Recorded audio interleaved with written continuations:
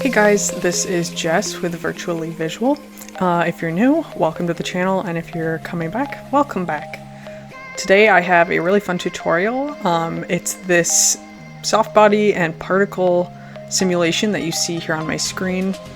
And this is actually really exciting for me because I recreated one of my favorite pieces from one of my favorite 3D artists, and that is Mikhail Sedov, also goes by Subframe Studio on Instagram.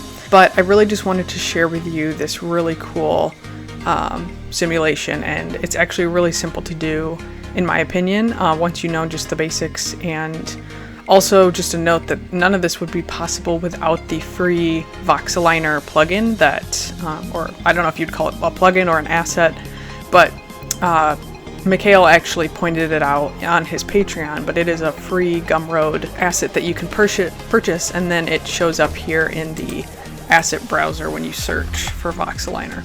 Let's dive in to actually how this is done, and yeah, I'm excited for you guys to learn how to create it with me. Let's add in a backdrop and a dome light like usual, as well as a camera. Let's kind of line things up a little bit here. We'll just go like that for now because I'll probably change my camera focal length. But let's grab an HDRI. It's in the legacy folder and it's this one. I'm going to drag that into our texture area. And let's up the exposure to 1. And I think I also rotated this because, as you can see right now, the main window in the HDRI is pointing behind our backdrop. So I'm going to move that to like, here. So about 70. We'll just do exactly 70. Then let's create our main spheres that we're going to be putting stuff in. And first we're just going to make sure that we've got our actual soft body simulation going well. So I'm going to make our sphere like 30 for the radius for one of them. Then hold control and drag and make one a little smaller. Hold control and drag, and we're going to make another copy. Feel free to do these sizes however you would like. And then just to make things a little easier, I'm going to create a standard material. Rename this to like glass or clear. And instead of putting it on each sphere, I'm going to make a new null, and I'm going to put our spheres inside that. And then I'm going to put the new material on those spheres. And click on the material and set the transmission all the way up, and that will make it see-through. This will come in handy for later, but now that we've got that, let's highlight our spheres, right click and go to simulation, and then do balloon. And I think I had mine like at 2 or something. It doesn't really matter that much for the pressure right now. It's more just to kind of get a feel of what things are reacting like. Let's hit Control and D, and then go to Simulation, Scene, and turn off Gravity. And then, obviously, if we just hit play, nothing is going to really happen to our spheres. I mean, the pressure will force them apart, but otherwise, we don't have much happening. If you hit N and B on your keyboard, you'll see the lines for the mesh. Maybe we've got too much pressure still, so just set that back to 1. And then let's go up to Simulate Forces and add an attractor. And drag that up to kind of in the middle of your spheres. And by default, if we left it as is, and I'm going to try this, but I don't know how this is going to go. Let's save to be safe. If I left this as is and hit play, we might get some craziness. Yeah. So as you can see, stuff starts to pinch and then gets funky when it hits that point where the attractor is. And that'll happen regardless, because it's forcing everything at that one point and it just gets funky, and we need some kind of offset. And we need it to be spread out. We can't have just one single point where everything is pulled the most. So I'm going to go in and I clicked on attractor and fields, and I'm going to add a spherical field. And I think this is a little bit too big, so I'm going to go probably like here. And we're going to click on remapping take the inner offset all the way up and then hit invert. And what that's doing is everything outside of the sphere now will be pulling towards the middle. But once it gets inside the actual spherical field, it will not be pulling anymore, like attracting. So let's just see what that looks like. Nice. So that's a pretty simple and good looking soft body simulation. One thing though, I do want to change the mesh type for our spheres. I'm going to just click them all and then go to icosahedron. I just think that works a little bit better. And then another thing you may notice in the simulation, these areas where they're colliding, there's some weird gapping, and that's just because we have, whoops, in our balloon tag, we have the surface thickness set to 1.5. So if you set this to something like 0.5, that should be fixed. Yep, so now the colliding is looking a little bit more accurate. So let's also extend our frames to like 300. In my final animation, I had 400, but this is totally up to you. So we've got our soft body simulation, but we also, this is kind of boring. Maybe we want some more movement. So I'm going to go up and go back to simulate forces, and let's add some rotation. Let's drag that up as well. And let's see how much it's doing just by default. So it's doing a little bit. Yeah, you can see that rotation. Maybe we'll up that though a little to maybe like 40. Let's just see.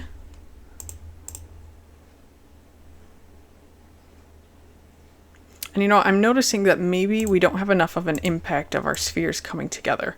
So I'm just going to drag each of those further outside of the attractor spherical field.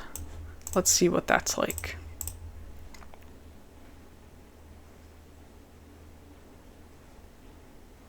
Okay, so it's still a little slow. So I'm going to go to my attractor and up the strength. Maybe let's try 20.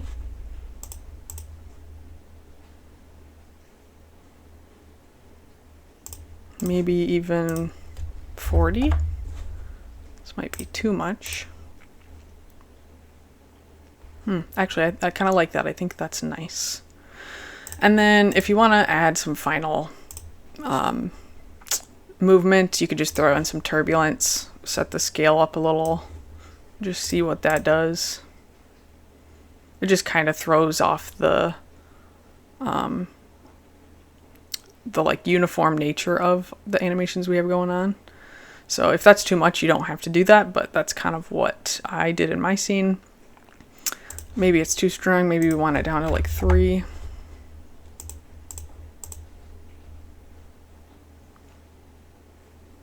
And another thing that I did in my final scene was I actually keyframed the strength on the attractor.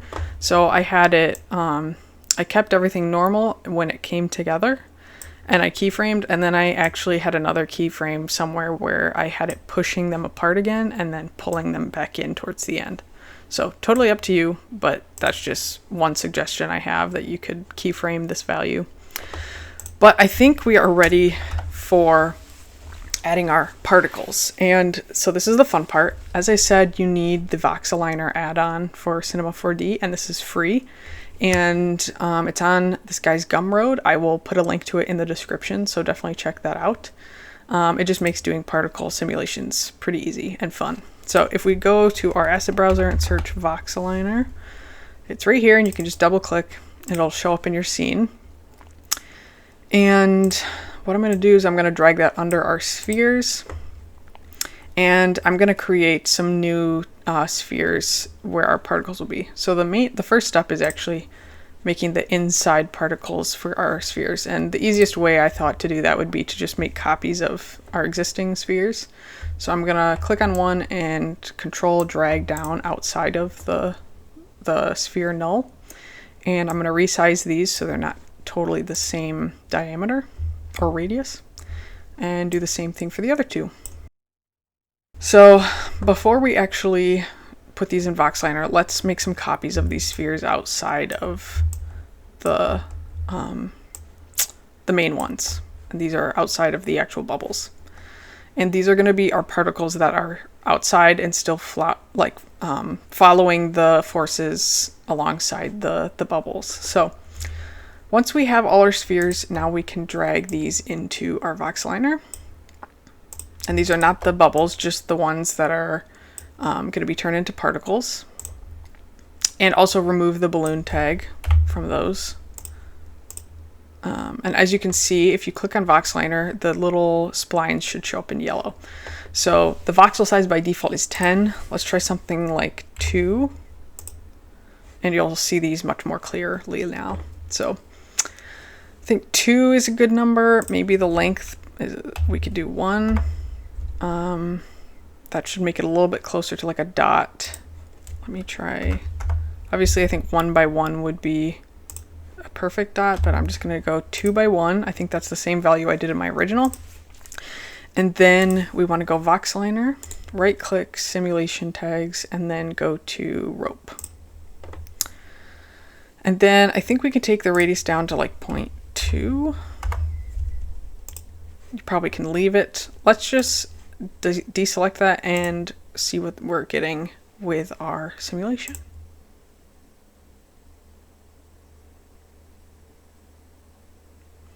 So you may be seeing, let me turn off our spherical field to be visible. You're starting to see probably particles flying all over.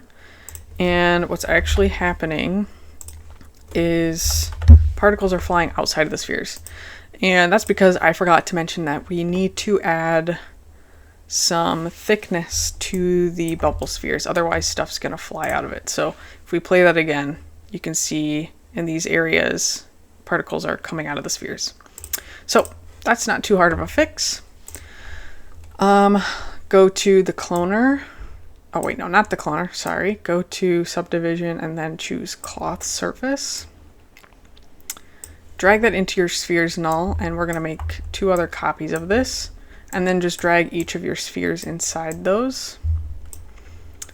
Then highlight each one holding control. You can turn off subdivisions, but let's up the thickness to 1, and I checked bulging, I think, in my original. Drag your balloon tag onto the cloth surfaces, and then right click on each and hit connect objects plus delete. Because if we don't do that, then it's not calculating the right surfaces for our simulation. There we go. So now stuff is not flying outside of the spheres, but we're still getting some interesting interactions with our particles. Maybe the attractor is too strong now, though. At least we might need to actually up the turbulence to get something more interesting for the outside particles. So let's try 10 for that. Let's just see what that looks like. So yeah, now we're getting some stuff flying around. And I think that's kind of fun. But I might add what I mentioned before, which is a keyframe on the strength for the attractor. So I'm going to play this through.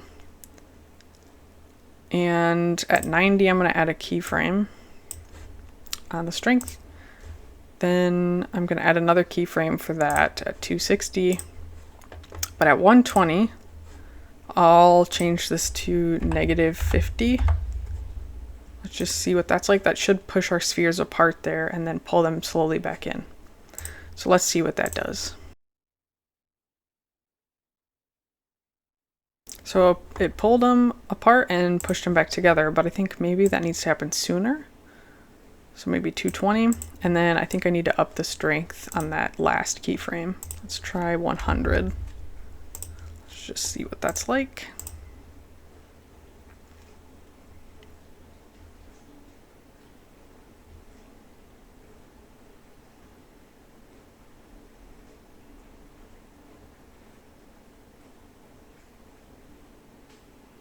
It might be too strong. We're getting a little bit of jittery. Let's just try back down to 50. And then once we're happy with this, I will go ahead and cache the simulation.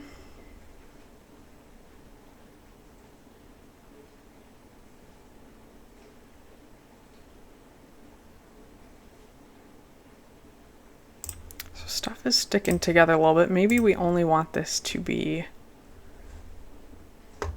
maybe we add, or we pull this in towards like 170 and we add a fourth keyframe where the attractor value is only like 5. So it'll be strong for a minute, but then it'll calm back down. Because I don't like how they're sticking together towards the end.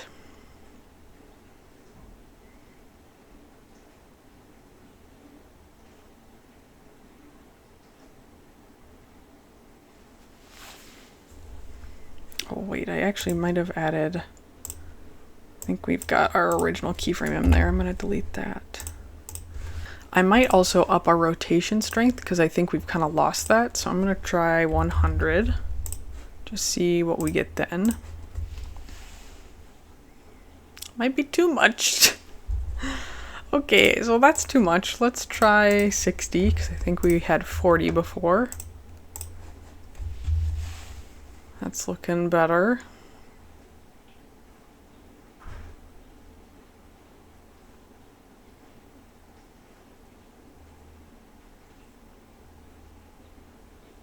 Okay, I think I like that. So let's get a little bit organized here. Let's add a null for our forces and just put those inside. Whoops. And let us now cache our simulation. So just go click on your rope tag on your voxeliner and then hit cache scene. Okay, so you're probably seeing this and you're like, all right, let me check what it looks like. Go to my Redshift render view and hit play.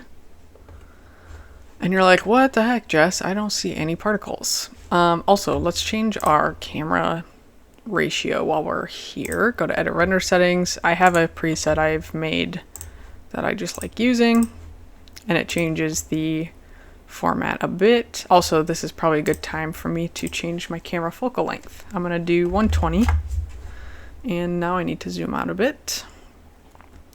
And I know my backdrop was kind of too high up because the particles were going through that, so I'm going to move this down, and I'm also going to increase the height, the extension, and the width. And then I'll go back to my camera, and now we can hit play. Okay, so the way we actually visualize these particles is also a trick I learned from Mikhail on his Patreon. And we do that with the matrix scatter. So pull one of those in. It's located under the cloner tab. Whoops. Okay, so what you're going to do is you're going to go to your Redshift matrix and change this to object. And then for the object, you'll pull in your voxeliner. So when you do that, it should visualize all the particles. But maybe those are too big. You're like, it's a little bit too much. Also, I don't like how I forgot to change the roughness on our clear material, so I'm going to take that down. But maybe you're looking at this and you're like, okay, well, that's cool. And we can, click through because we've cached things. But clearly this looks a little nuts. So first of all, let's go back to our starting place. Let's go to our matrix and go to Redshift object. And then it'll be on our optimized sphere particles tab. And there's this scale multiplier at the bottom. Change that from 1 to 0.3. I think that is around what I did. And also I forgot I did change the clear material so that it was thin walled. So that there's a checkbox under geometry at the bottom for that. So now things should be a little bit better when we kind of skim through. If you find that the particles are still too big, you can again change that in the particles tab. You could take the scale down to 0.2 even or more. And you should probably be able to bring in custom objects, but I just like doing it this way with the optimized spheres. But at this point, you're probably like, okay, I want some color in here. I don't want it to just be white. I hear ya. Let's also hide our Redshift matrix from the viewport because it's a lot. So the way we do that, in my scene, I used a random effector for this. I'm actually going to close my original scene now and save where we're at in our current one. And I used a plane effector. So I'll pull in a random plane effector. And instead of position, we're going to go to color and we're going to do effector color. And so you're going to see all of these turn to a different color. And then what you're going to go to is, I believe it's fields, and you're going to go shader field. And that will turn everything black and white. Oh, I need to make it noise first. That was part of it. Oh, color remap. I forget that when you add the noise, I think then the color remap tab is created. So it'll be no remap by default. Let's just change this to gradient. Then it will make all of them, or it keeps all of them the same. But we need to create a new material. Standard.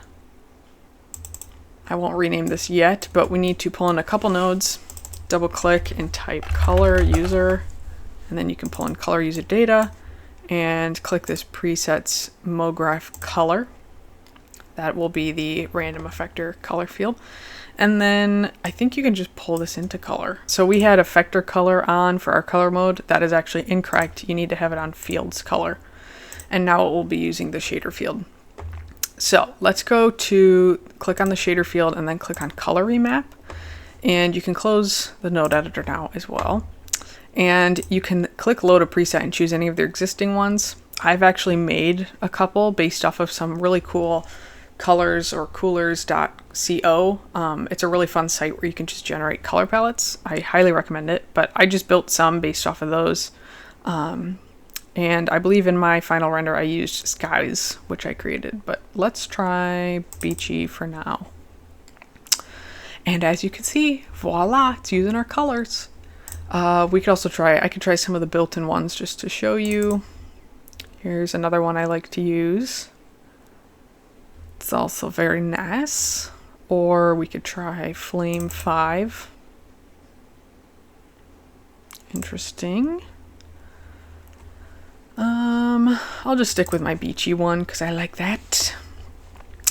And really that is kind of the gist. Yeah, it's super simple. Obviously, like another thing you can always do is you can go back to the voxeliner. Let's pause our IPR, by the way. You could clear your scene cache and then click on voxeliner and you can change this to 1 and it will make these way more dense, so you'll have more particles now when you run. And obviously this will take longer to cache, but you'll have more in there. So let's just try that for now.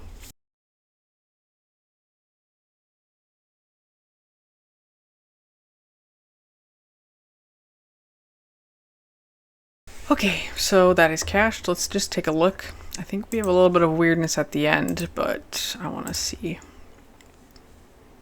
And obviously I have more particles now, so this is going to run a little bit slower. Still pretty cool though. And if you're not looking to render out the whole animation, then you could still get some really cool still shots here. So let's actually try that. Let's pause, refresh our IPR. Wow, so we have a lot more particles now, as you can see. And yeah, if they're too big, let's maybe go to our matrix redshift object and take the scale multiplier down to 0.1. That's a little bit better, and I'm really enjoying that. I'm gonna play a bit with our, our shader field colors. This was the one I mentioned skies, is what I used.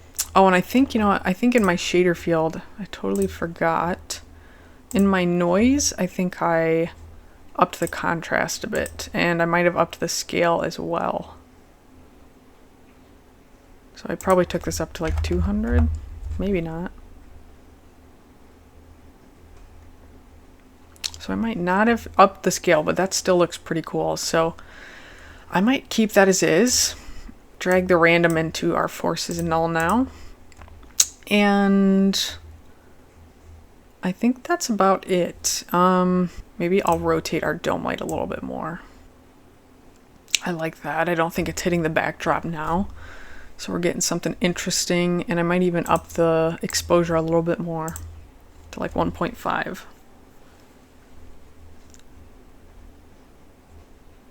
Yeah, I really like that. And then last but not least, go to your optical tab in your camera and enable bokeh, the checkbox, and then set this maybe, I think I had like 4. And if you go up here to your redshift IPR, there's this icon with the 4 corner lines and then the dot in the middle, and this is so that you can click a spot you want to have focus on. So I'm just going to click a random area, and then it will be focused on that spot. So that is how I did this simulation and tried to recreate Mikhail's piece. And it was super fun. Obviously, it's not exactly as his, but it's the concept itself of having the soft bodies and the particles inside as well as outside is the same. So I really hope you guys learned something. I hope you enjoyed. And without further ado, I'm going to render this specific frame out. And yeah, I'll put it at the end when it's done. Thanks so much for watching, you guys. I'll see you in the next tutorial. See ya!